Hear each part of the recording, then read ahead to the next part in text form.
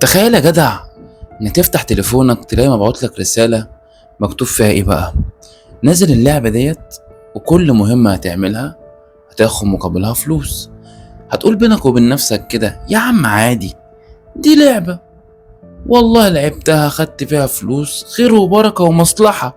طب ما خدتش ونصبوا عليا، كده كده كده عادي، انا مش خسران حاجة.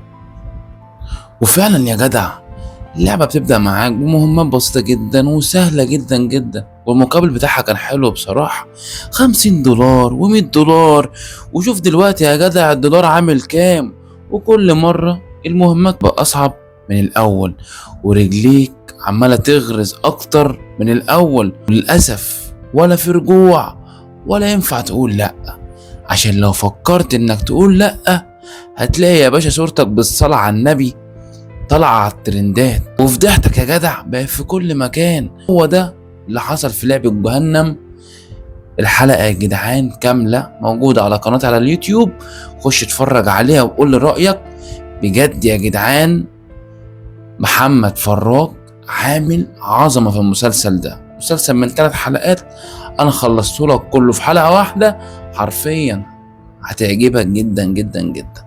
ولو شفت المسلسل ده قول لي في قلب الكومنتات، واللايك بقى والمتابعة عشان عايزين نوصل 10,000 أخ وأخت، وأهم حاجة صلى على النبي.